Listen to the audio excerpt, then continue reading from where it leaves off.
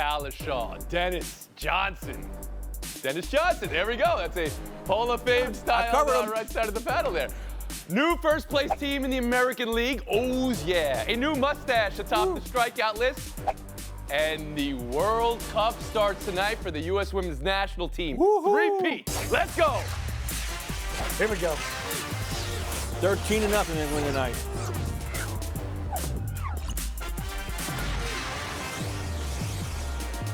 No team has ever three-peated at the World Cup. It's one of the many plot lines as the U.S. Women's National Team begins that pursuit tonight in Auckland. USA versus a Vietnam team making their first Cup appearance 4 hours from now. That's 9 p.m. Eastern, 8 Central.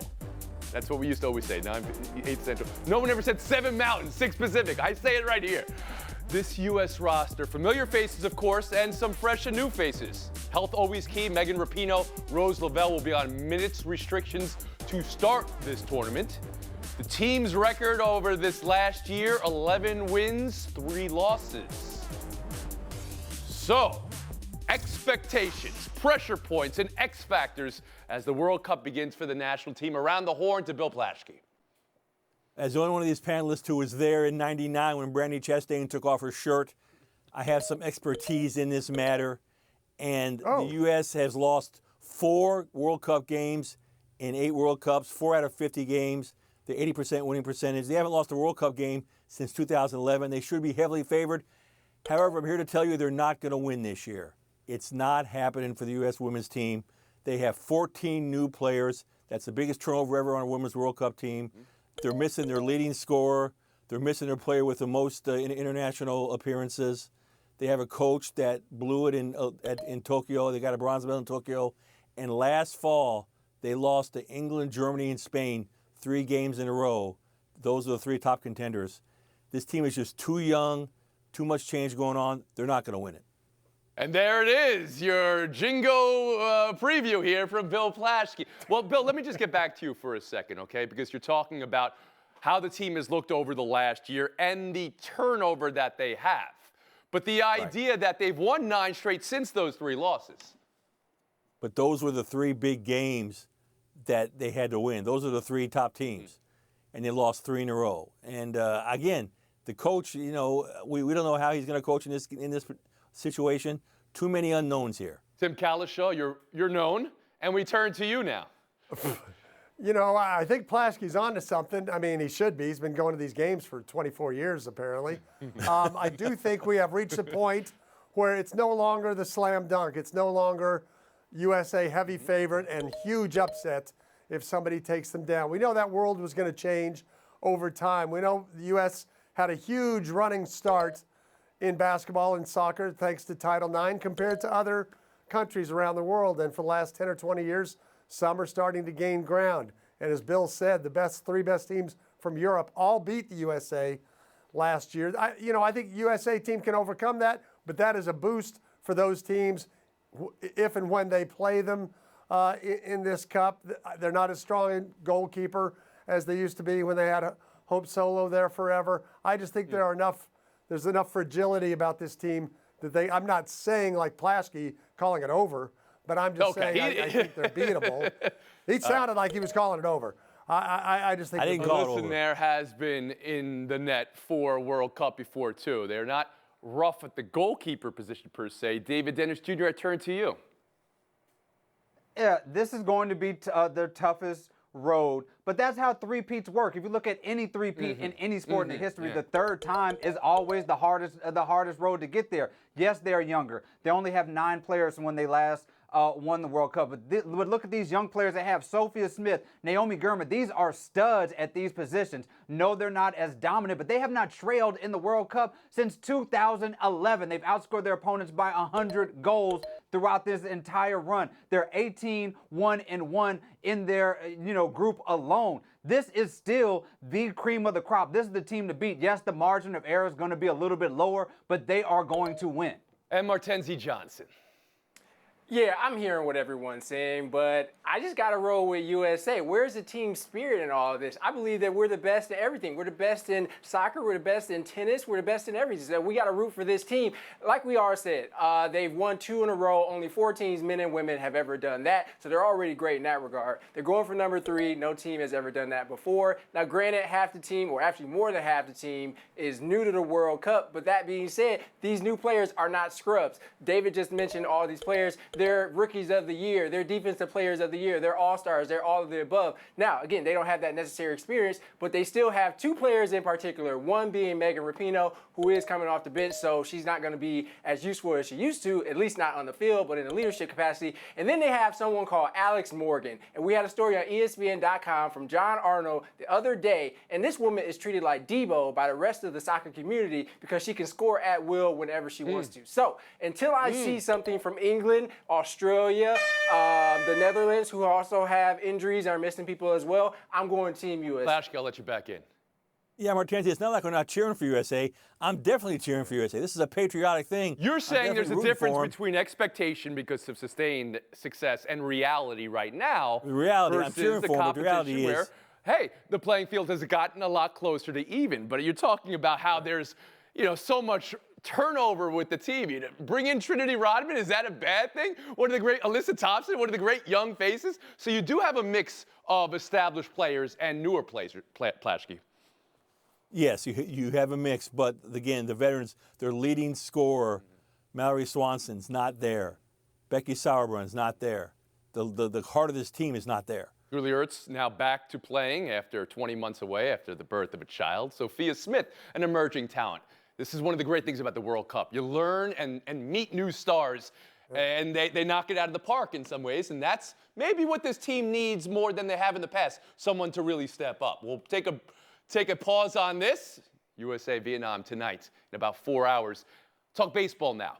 Orioles 4, Rays 3. Baltimore turning the 10th inning, game-ending double play, and that is how first place turns in the American League East for the first time all year. Tampa had that perfect start and the big lead.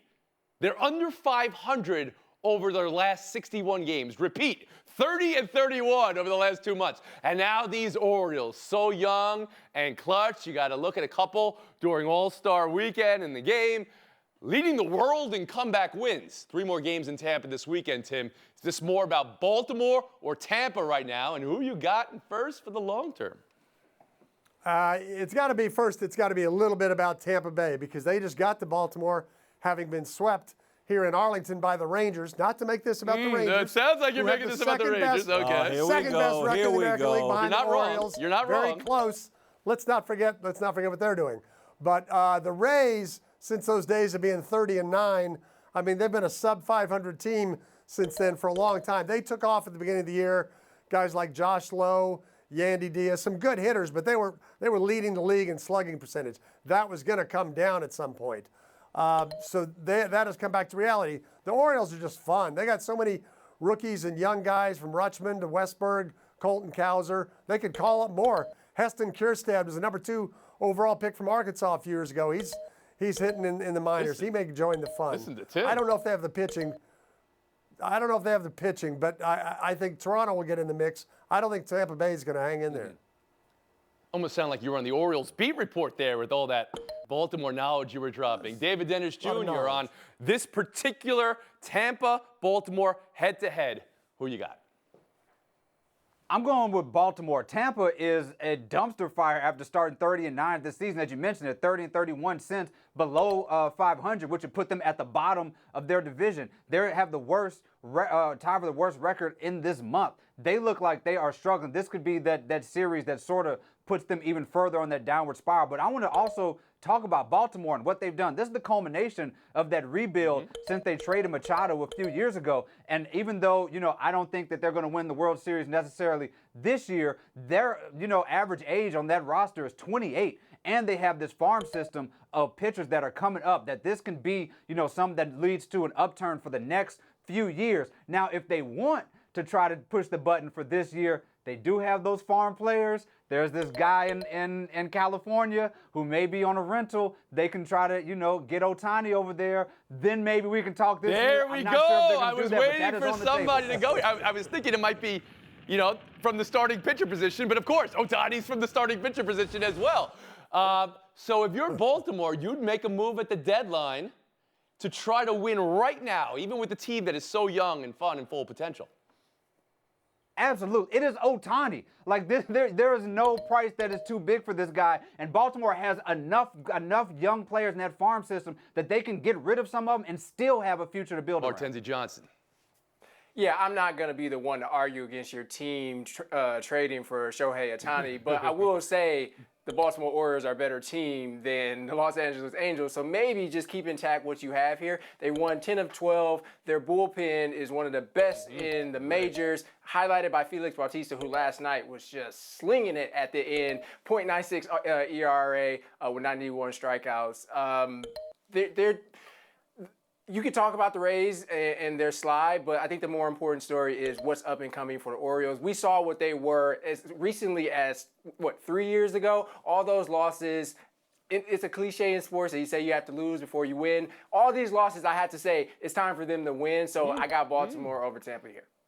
Did you just say in order to win games, you have to lose games? This is like a reverse J.A. You gotta learn to lose to win. You're blowing my If you want to talk about the mind Milwaukee here. Bucks, they had to lose twice to win, Tony. If I mute Adande for saying that, that means I have to reward you for saying the opposite. Bill Plaschke, go ahead.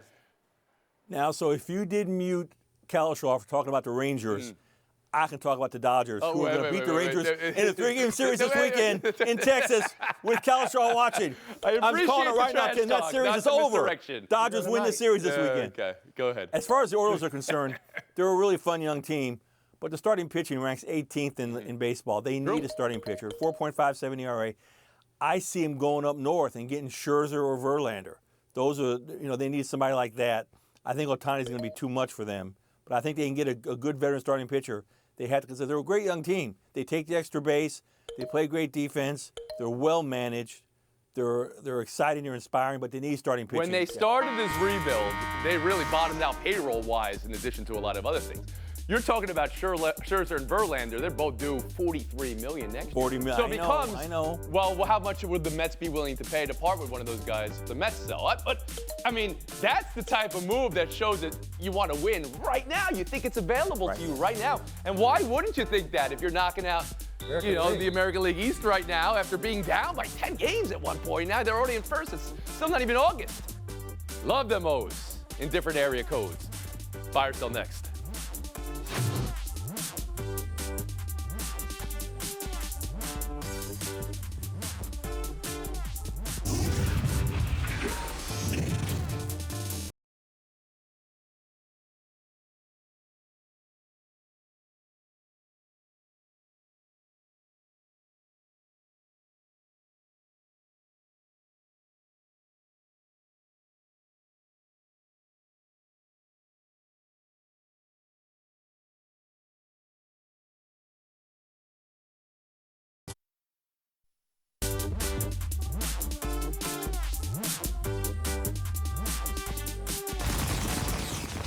There is no positivity like day one positivity. Jets, day one of training camp. And here we go. The stories are already out. Aaron Rodgers is different. Alan Lazard says he's reaching new players and young players with open arms. And Rodgers is saying this is not just a one-year thing, it's different. Quote, it's not just a one-year thing. Quote, it's different. And quote, I feel like I've grown a lot over the years. I would say maybe earlier in my career I was a little more easily angered, feeling like I'm a little less triggered as I get older. Bill Plaschke, buy or sell a new Aaron Rodgers with the Jets? I'm buying this. I can't buy it enough, and I know it's going to sound crazy, but I remember hearing the same sorts of things from Peyton Manning when he went to Denver and from Tom Brady when he went to Tampa. Okay. They left their old went to new environments, new places. They became embraceable. They became accessible. They became like coaches. This feels like the same So thing. you think a new job and you have a fresh look at the world. How many new jobs have you had, Bill Plaschke? You've been with the LA Times for 37 years. I'm giving you points for that. That's great consistency. Tim Kalishaw. Yeah, I've only been at the Morning News 34 years, so I Good can't for relate you to guys. Plasky. Yeah. I would say this. I agree with everything Plasky said. I hate to even start there, but I fall for this stuff sometimes. But I don't think it's really falling for it. The Jets were 7-4 last year before it fell apart. A quarterback would have made a little difference down the stretch. They had the offensive rookie of the year, defensive rookie of the year. The players are there. This is a new Rodgers. I like A it. new Rodgers, David Dennis Jr.? I just want to say for the record, I've been alive as a human for 37 years. So shout out to you guys for keeping jobs for as long as I've been around. But the reason that Bill, this sounds familiar, this sounds like what other quarterbacks have said to Bill, because that's what everybody says. It's the first day of training camp. Oh, everything is so positive. It's so great. I love my new team. This is what you say. Aaron Rodgers is going to be the same curmudgeon-y conspiracy theorist. Aaron Rodgers is going to throw 4,000 yards just like he does every other year, no matter what he says in the first day of the game. Martenzi Johnson. I've been at ESPN for 9 years, which should count as much as these dudes, because this is on ESPN right now, so I feel like I should get like triple or quadruple points, Tony. However you want to do it. But I want to buy this from Aaron Rodgers. Who among us, maybe not Tim, maybe not Bill, who among us hasn't hated their job, got to a new job, and just loved it way more and had a new lease on life? Okay. And that's possibly happened with Aaron Rodgers, and he's going to need that new lease on life. He's going to need that patience with the new players, because this team hasn't made the playoffs in 12 years. Even the Browns have done that. Buy or sell two. Another story from SEC Media Day. Yesterday we had Alabama needing some yummy rat poison. Today, Lane Kiffin ripping NIL. And I'm not saying I was the only one saying, I'm like, whoa, this is a disaster coming because you just legalized cheating. And you just told donors they can pay the players. It's really for your name, image, likeness, for your marketing. Again, that's not what happened. That's not what's happening. They're getting paid to go to school, so it's paid for play. Tim Kalishaw, buy or sell Kiffin there? I'm riding shotgun with Lane Kiffin, which looks like it might be a lot of fun, by the way. I am buying everything he's throwing out there, and he didn't say it's the end of the world, and he acknowledged he's getting players, but this is not the idea of, hey, if you're successful in what you do in college, you should get paid for it. These are high school kids, some of them getting six-figure deals because they're going to a particular school, because those schools and those boosters have the money to throw at them. Okay, It is so legalized cheating. So you do believe it's legalized cheating? Because once again, Absolutely. I mean, in theory, it was about you're a great player. Your jersey's going to be sold. You're going to get rewarded for that because people are buying your jersey. Yeah. Now it's different Way in beyond that. practice in that you're just getting money to commit to the school. Okay. Absolutely. David Dennis Jr., how do you hear it? Well, first shout out to Lane Kiffin for doing a press conference in the middle of filming season 3 of White Lotus. Good for him. But to quote Big Boy from ATL, I know that's not who I think it is. Good message, wrong person. Lane Kiffin is describing a world where athletes get to act like Lane Kiffin. This guy's had 6 different jobs in 16 years, and he's the one that gets to move around however he feels like it. And last year, he was negotiating for a job at a different school while he was ending this season with this other team. So this is Lane Kiffin being the wrong messenger, telling a story that a lot of people may agree with. Martenzi Johnson. He might be the wrong messenger, David, but I'm not killing the messenger on this. He is right. The professionalization of sports, which might be the problem of coaches like him getting $7 million a year, it's bad for sports. There's no rivalries, really. I can't tell you what quarterback is on what team because he transferred 2 times before he got to his last stop. I want better for college football, and all this money isn't making it any better. And Bill Plaschke. Martenzi, I don't agree with you. It's great for sports. College football's never been bigger. It's never been more interesting. There's more parity. TCU gets in the final game. It's tremendous for sports. It is pay for play. And yeah, Lane Kiffin's not the one to be talking about. The Grove Collective pays 165 Ole Miss athletes, including Lane Kiffin. Bill, you celebrated TCU getting into the title game, and Tim, you laughed. What were you laughing Here you're about? going to say it. Well, I mean, and I like Sonny Dice and the Frogs. Getting into that game wasn't great No, at it that wasn't. moment. If we remember It's the great last that they final got score there. of that game. Yes, Bill Plaschke. 65. Yeah, you may be making a Oh, great come argument. on. You It used was- the but wrong they were example. there. You used the wrong They were example there. to make the great argument. That's how Kalishaw passes Plaschke. How did I lose this? Tim, David, showdown next. Did you?